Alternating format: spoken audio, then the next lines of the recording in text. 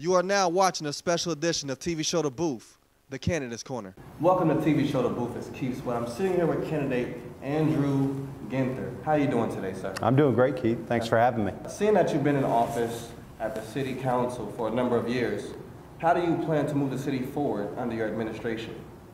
Well, there are a lot of great things that we have to start with. A wonderful foundation, you know, the fastest growing economy in the Midwest, lowest unemployment in 20 years, a AAA bond rating from all three rating agencies that speak to our fiscal health and how we're run and managed as a city.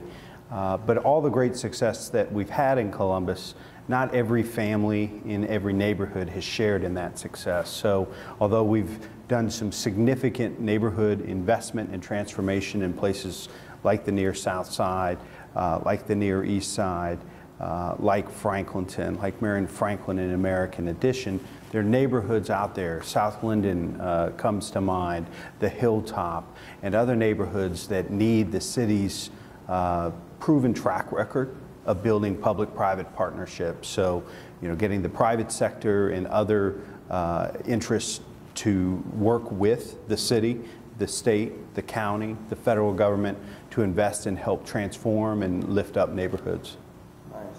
And as current City Council President, how has your past experiences prepared you for your current race for mayor?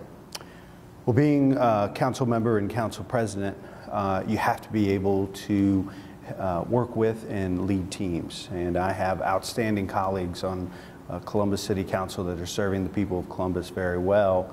But, you know, in my role as president, I serve as quarterback of sorts for the team. And so you have to have important skill sets to bring people together, a collaborative approach, a willingness to listen and to lead, but at times also to follow. And so it's really important that, you know, folks across this city know that they have a collaborative team builder wanting to lead their city, that they know that there's a proven track record of success. The mayor and I have worked very closely together, and some folks in this race think that's a bad thing. I think Columbus works best when we work together and we focus on what's in our collective best interest as a community. Just think what our president could achieve on behalf of the American people if the Speaker of the House and the Senate Majority Leader actually worked with him to deliver for the American people. So the mayor and I are very proud of our partnership and our track record. And, you know, for folks that want division and infighting and pitting neighborhood against neighborhood, they have other choices in this race. But I believe the people of Columbus, you know, have shown over and over and over again, they don't want Washington politics running City Hall. They feel very comfortable and confident with collaboration and inclusion and progressive vision for our city. And now that the city is up for a new leader, what do you think the citizens of Columbus are looking for? I think they're looking for a competent, compassionate, focused leader that is going to be getting up every day thinking about them and their families. As we talked about before, there are a lot of great things happening in our city, but not every family in every neighborhood is sharing in that success, and this is why issues around early childhood development, that's why I've been so passionate and such an advocate for the first time ever, the city is investing in preschool opportunities for kids across our city. We've added 500 spots for 4-year-olds in preschools, high-quality preschools across our city. Our after-school funding for after-school programming is the largest it's ever been, and we have helped to increase by 30% as a city the number of children participating in the summer meal program.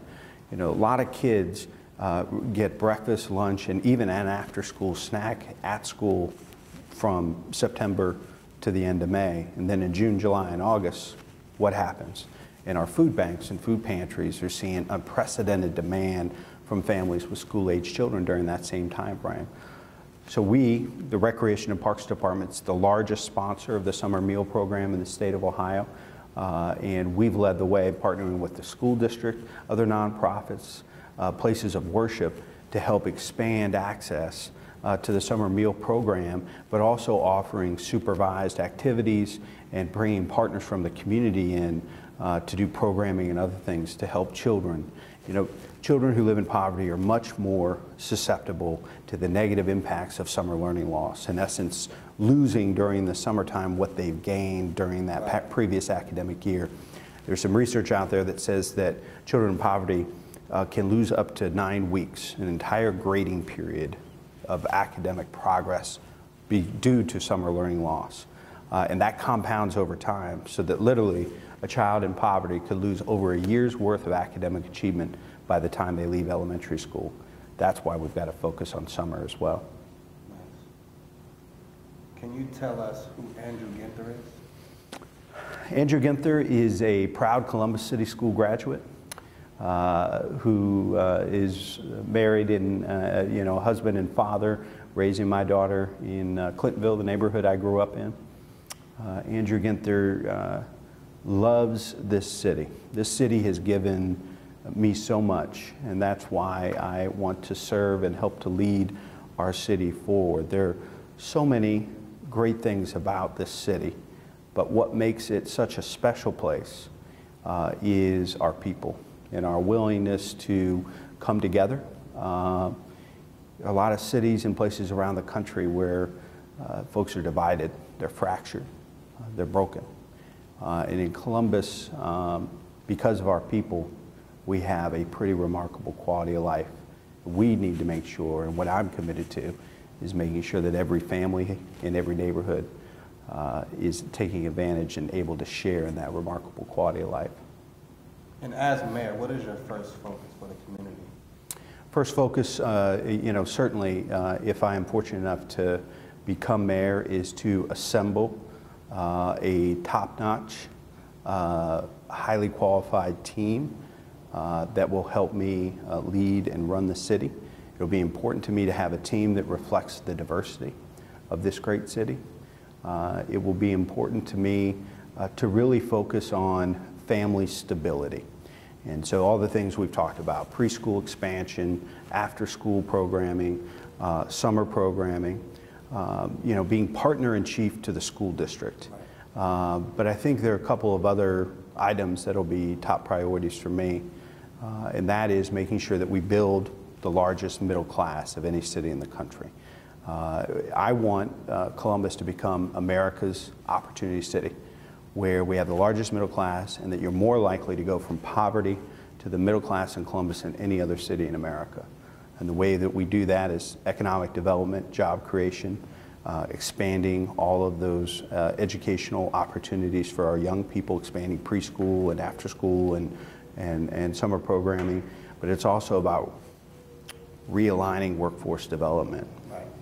Those are the things that I'll be focused on, and making sure that folks who have had obstacles or barriers to gaining meaningful employment, that we work with them, whether they're folks that are restored citizens that are returning to our communities and neighborhoods after serving time in the prison system, whether or not it is young people who haven't finished high school or haven't had any post-high school training and certification, figuring out ways that they can contribute and be significant members of their community. Mr. GINTHER, with infant mortality, what are your views on that? Well, we have an infant mortality crisis in 8 of our neighborhoods. We lose about 150 children a year in Franklin County before their first birthday, 3 children per week. And we know that African American children are 2.5 times more likely than white children to die before their first birthday. It is a crisis that is completely inconsistent with our values and priorities as a community. And so I formed the Greater Columbus Infant Mortality Task Force a few years ago to come up with a strategic plan, evidence-based strategic plan, and charge them with my commitment to reduce infant mortality rates by 40% and cut that racial disparity in half by 2020.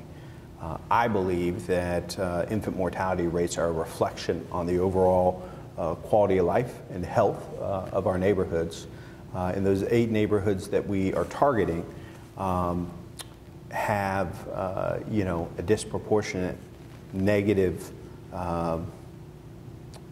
quality of life based on everything from health, vacant and abandoned housing, poverty, failing schools, and our focus is going to be on helping to empower and work with neighborhood leaders to improve the quality of life for women and young families in those neighborhoods.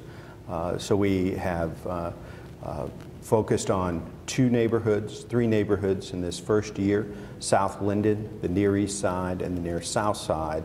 And we'll be adding neighborhoods every year in maintaining the services and the work that we're doing. This task force, it was important for us to have it be led by folks both in the private sector, in the nonprofit sector, as opposed to just this being a public health issue, because everybody jumps to it thinking it's, you know, prenatal care and care for young babies and expecting mothers, but it's much bigger than that. And what we discovered was it was the social determinants of health that were contributing to this crisis-like environment.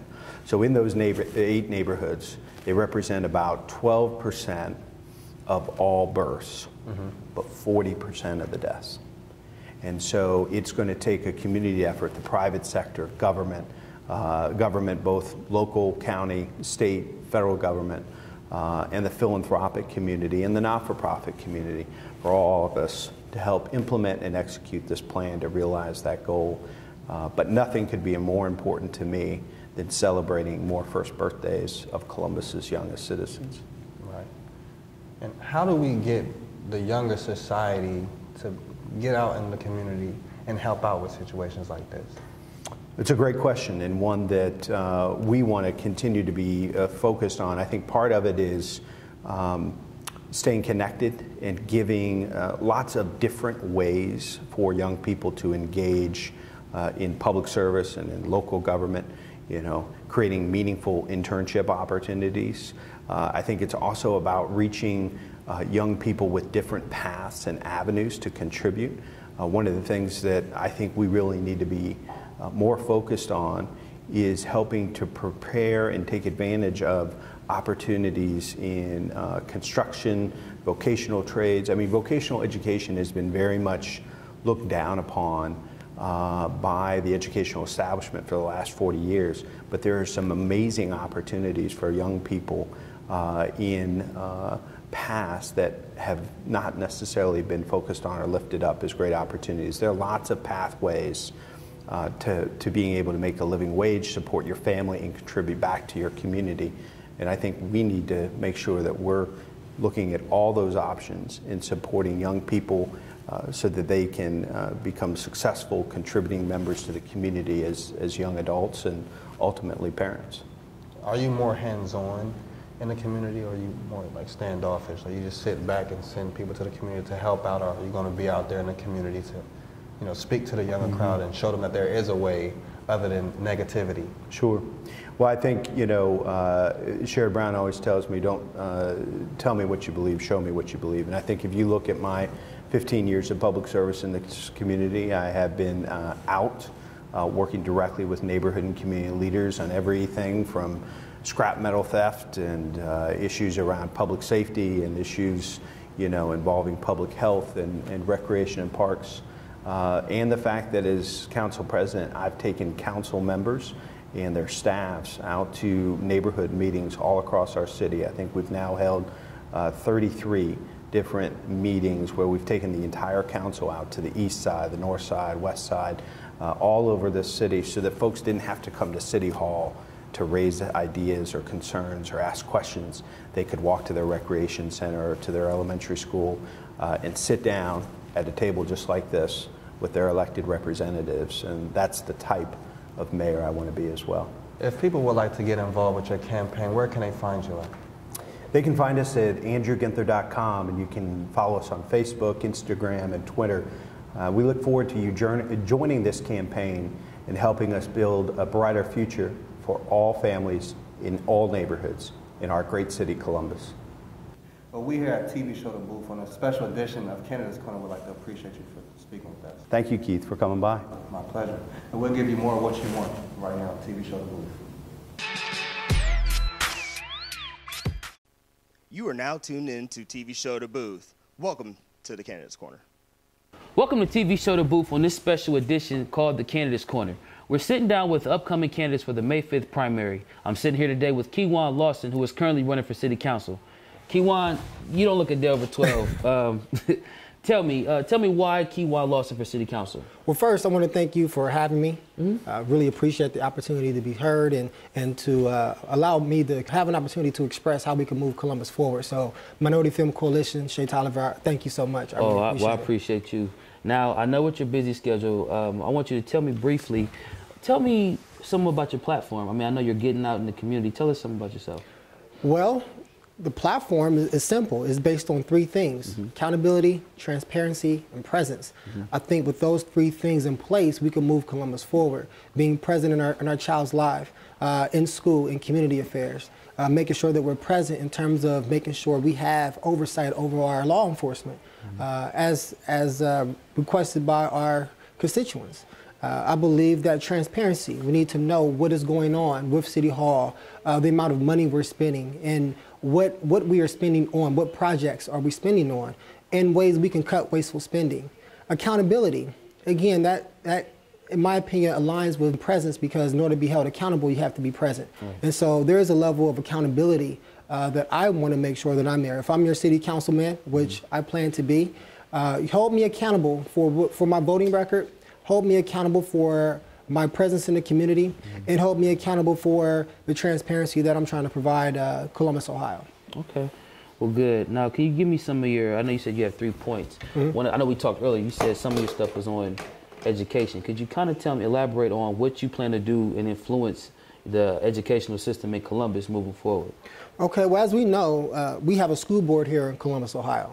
And just as we have to go through the election process for running for mayor or council person, our school board are elected officials as well. So we don't have direct oversight over our school board, but what we do have, we have influence.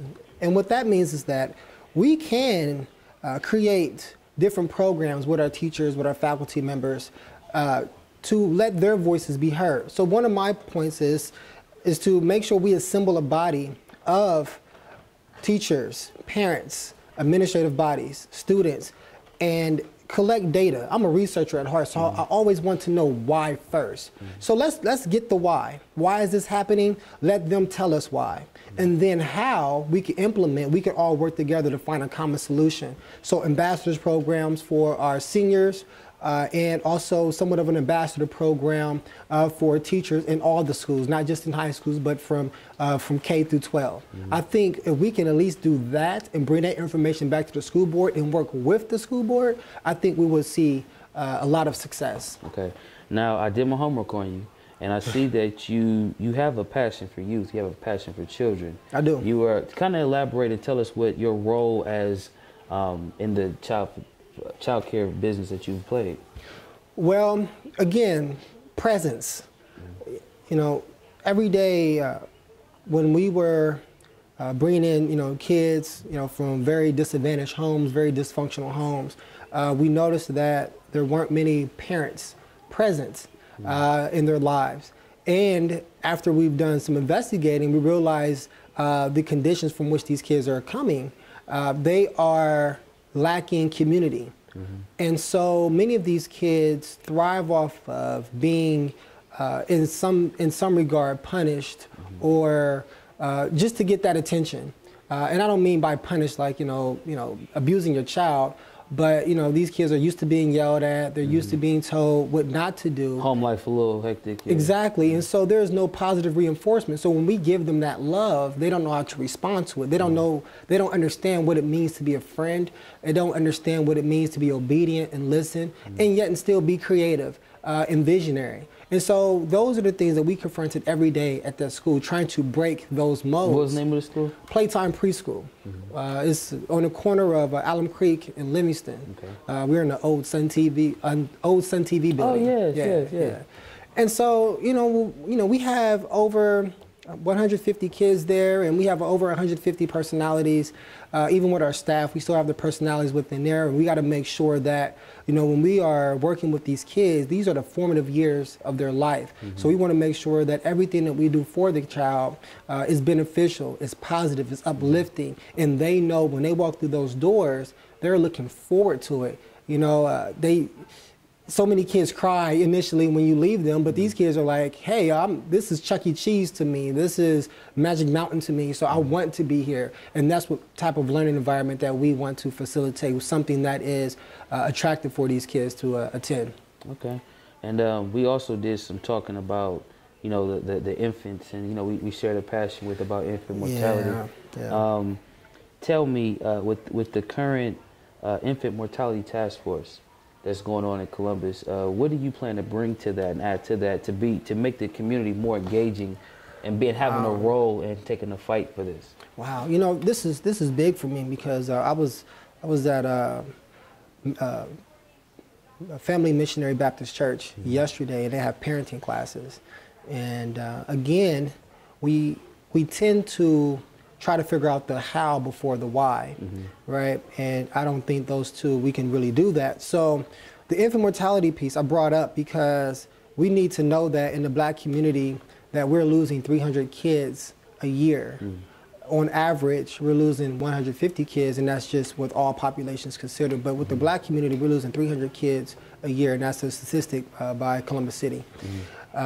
So with that piece, we have to make sure that we come up with some sort of comprehensive, innovative plan, right? And I believe we had mentioned to each other different elements of this, but speaking about the Moms Academy and how we can institute a plan like a Moms Academy. You said a Moms Academy? Yeah, it's a Moms Academy. What's the Moms Academy? So the Moms Academy basically is a program designed to help mothers during their pregnancy stages and after their pregnancy stages to make sure that they bring the child, you know, to life in a healthy environment and making sure they have access to the resources made available to them. You know, we got to make sure that the hospitals are held accountable for their actions and or inactions to make sure that they're not giving the parents, you know, drugs that'll be harmful for the child.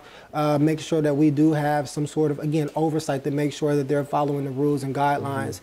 Because, again, bringing that child to life happens before that child is born. You know, you have to go through, you know, the stages of the pregnancy. And make sure that it's a healthy environment, making sure the water is healthy, making sure that the parent knows what to do, what vitamins to take, what not to take, what not to ingest that will be harmful for that child. And once that child gets here, making sure that those parents understand how to take care of that child, making sure that simple things, the ABCs of putting the child to sleep. And I think that our daycare centers can do a great job at that because we are all trained on how to care for children. So why not partner with our great childcare centers around Columbus, all over town, to offer classes, even through faith-based organizations, to offer classes about how to properly feed their child, so not overfeeding their child, making sure they're not sleeping with their child. And if they need a crib, try to find a way to get them a crib or some sort of bedding so they're not sleeping on top of their child, right? So these are all preventative things that I think that can happen, and I look forward to talking to any other, you know, council member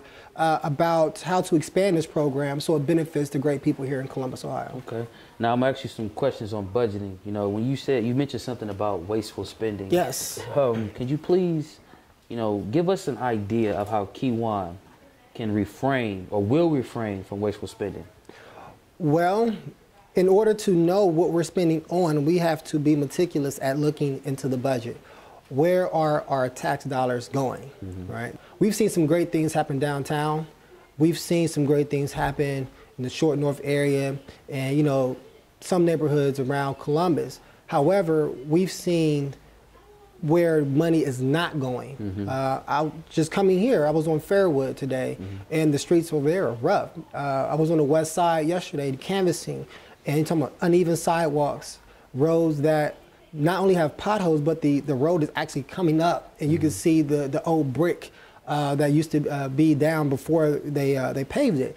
And you look at the divestment in these communities and you wonder why we have low voter turnout. We wonder why folks feel as though they've been neglected.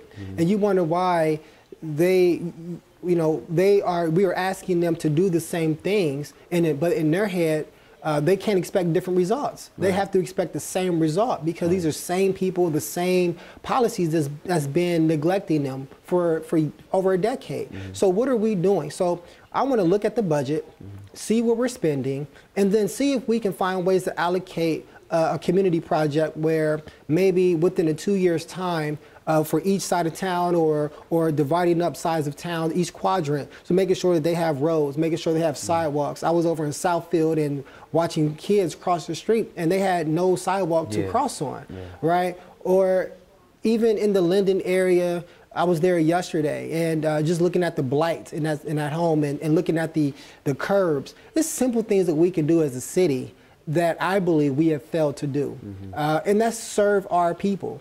If this is a government for the people, by the people, then we need to make sure that we are serving our people. These are the folks who are putting us in office. Right. So who are we to turn a blind eye to them? Right. Right. And so Columbus is special because we're in Ohio. This is a swing state, and we had an election not too long ago with the governor, and with Nina Turner as well for Secretary of State, if I believe, and we didn't turn out. No. And I think the main reasons why we did not turn out to vote is because there's a level of detachment between local government, state government, and our communities. I'm here to restore that connection. I'm here to be the champion of the people, to make sure that when we sit at these tables, when we sit at these council meetings, that their voices are at the table. Because if not, as we've seen, look around West Side, look around Linden, Southfield, you're on the menu.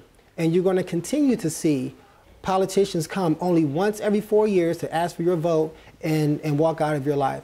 I'm here to be here. I'm here for the long road. I'm here for the long haul. So that's what a vote for me would do. And again, I'm a very personal person. You can call me on the cell phone, shoot me an email. That's not going to change. Right. And I'm only one person, so I can't do it all. But I am willing to work on behalf of these people and understand how this city works. I'm your guy.